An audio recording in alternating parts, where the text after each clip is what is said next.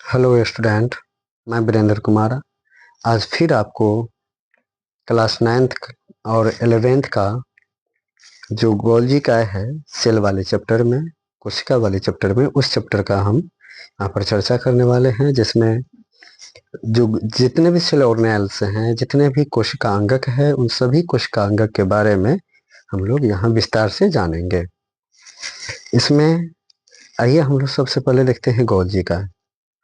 Golgi काय जिसका अंग्रेजी वर्ड होता है GOLGI, गोल्जी बॉडी होता है, गोल्जी बॉडी होता है। इस गोल्जी बॉडी में इसका सबसे पहला जो खोज किया गया था, खोज कैमिलो गोल्जी नामक वैज्ञानिक ने किया था। और यह गोल्जी काय जो है, गोल्जी काय के क्रियात्मक इकाई को कहते हैं सिस्टर्नी। मतलब गोल्जी काय का जो क्रियात्मक इकाई होगा उसे हम लोग सिस्टर्नी कहते हैं। अगर गोल्जी काय का अगर हम लोग संरचना देखें तो संरचना कुछ इस प्रकार से होगा। हम यहाँ पर ड्राइंग करने की कोशिश कर रहा हूँ। इस तरह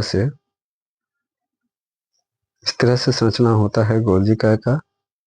ये 3-4 को एक मिनट इस तरह से संरचना होगा यहाँ पे, ऐसे, ठीक है। और यहाँ पे ये गोलाकार आता है। यहाँ पर वेसिकल्स पाए जाते हैं जो आगे जाकर के लाइसोसोम का निर्माण करेगा।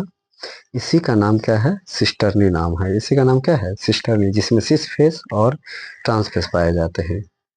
अगला है कि कोशिका का ट्रैफिक पुलिस, यातायात पुलिस कहा जाता है किसको? गोल्जी उपकरण को या गोल्जी काय को कोशिका का ट्रैफिक पुलिस, जिसमें से मटेरियल का ट्रांसपोर्टेशन होता है। क्योंकि इधर से ये जो सिस फेस है, कलर हम चेंज कर लेते हैं, कलर ब्लू ले लेता हूँ।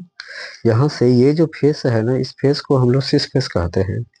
और नीचे वाले फेस को क्या कहते हैं? Trans face. इसको सिस फेस कहते हैं, सिस फेस। इसको सिस फेस, इसको ट्रांस फेस कहते हैं, ट्रांस फेस कहते हैं, ठीक है। अगला है इसका मुख्य कार्य है स्त्रवण करने का। एक मिनट, मुख्य कार्य किसका? इसका क्या है? स्त्रवण करना। सबसे मेन काम क्या है इसका? स्त्रवण करना और कार्बोहाइड्रेट का संश्लेषण करना, ये गोल्जी काय के द्वारा। तो ये दो कार्य जिसका महत्वपूर्ण है, ये वाला और ये वाला, ये दोनों कार्य जिसका महत्वपूर्ण है। नेक्स्ट है लाइसोसोम। लाइसोसोम के बारे में मैंने अभी ही आपको बताया कि लाइसोसोम का जो कार्य है, लाइसोसोम का निर्माण कहाँ से होता है? इसका निर्माण होता है गोल्जी उपकरण से। और इसका खोज किया था क्रिश्चियन डी डवे ने। यहाँ पर क्रिश्चियन नहीं दिया हुआ है, इसका नाम डी डवे नाम है, DUVE, डी डवे नाम है इसका, जिन्होंने 1948 में किया था। लाइसोसोम एक प्रकार का होता है, क्या चीज? एंजाइम होता है। लाइसोसोम में एक प्रकार का क्या होता है? एंजाइम होता है, जिसमें हाइड्रोलाइटिक एंजाइम के नाम से उसको जानते हैं। और लाइसोसोम का मुख्य कार्य होता है, लाइसोसोम का जो मुख्य कार्य होता है वो बाह्य पदार्थ का भक्षण एवं पाचन।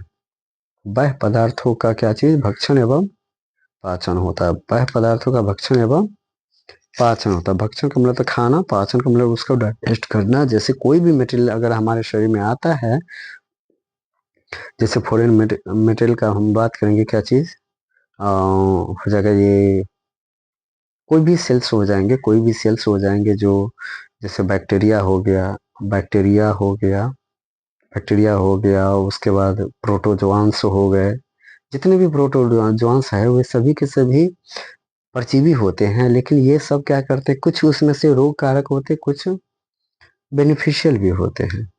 अगला है कि लाइसोसोम को आत्महत्या की थैली कहा जाता है, suicidal bag of the cells. Suicidal bag of the cells, suicidal bag of the cell, किसको कहा जाता है? लाइसोसोम को कहा जाता है। इसीलिए आत्महत्या की थैली किससे कहा जाएगा? लाइसोसोम को। आत्महत्या की थैली लाइसोसोम को कहा जाएगा। और कोशिका का एटम बम भी कहा जाता है। एटम बम कहने का मतलब यहाँ पर यह समझ लीजिएगा कि ये इसके अंदर ये कोई अगर 1 मिनट हम यहाँ पे ड्रॉइंग करते हैं,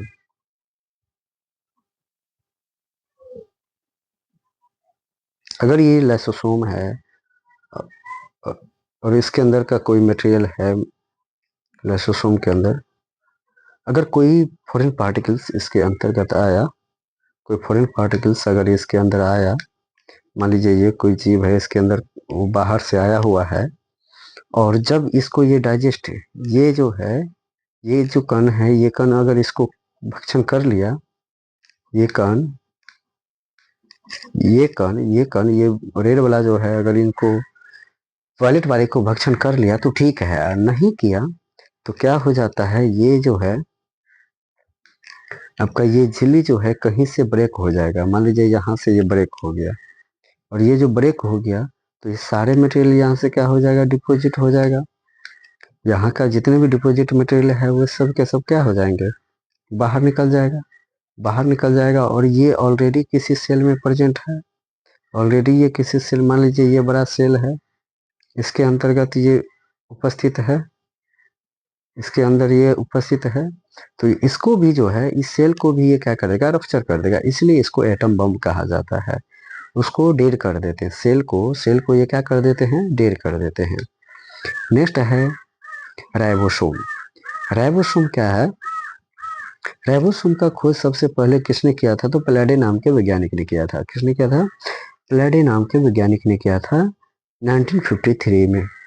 राइबोसोम बने होते हैं किसके, तो राइबोसोम बने होंगे आरएनए के और प्रोटीन का, आरएनए का और प्रोटीन का बना होता है।